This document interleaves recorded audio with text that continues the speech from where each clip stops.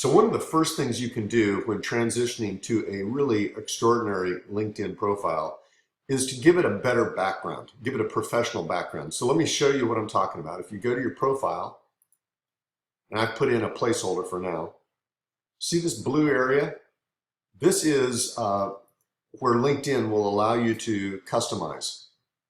And I think the default is gray.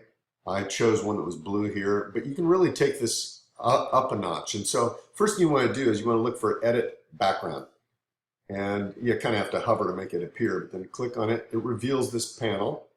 Over here under image requirements, you'll see that it says resolution of 1400 by 425.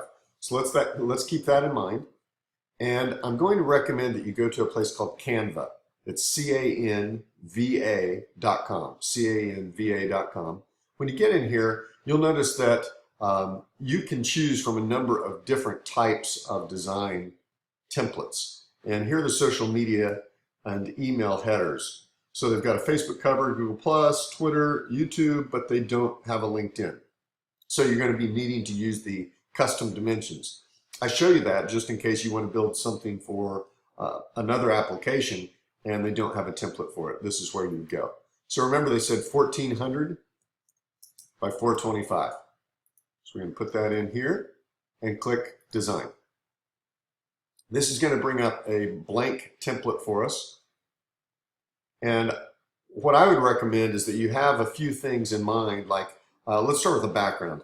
In my case, I'm going to go ahead and use a black background. So I've got that. Now I want to move to the uploads. I've already uploaded a few things that I think will be useful into my Canva. They're all the way at the bottom, so bear with me here. We'll get there. Okay, here we go. So I'm going to grab this little guy here, and it's a small version of our logo on black with kind of grayed out. I really just want to grab this visual feature, so I'm going to really expand it out. See how easy that is? I'm not even having to hold down a shift key. It keeps the aspect ratio maybe a little bit bigger. And now I want to just kind of deposit there to give this just a little bit of a visual accent. Then I want to put in the logo.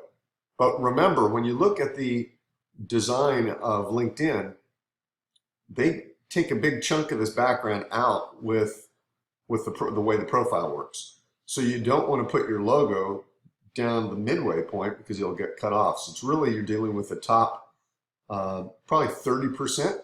So keep that in mind when you're designing. So I'm going to do the same. I'm going to shrink this guy down and position him up here toward the top, maybe even a little bit smaller.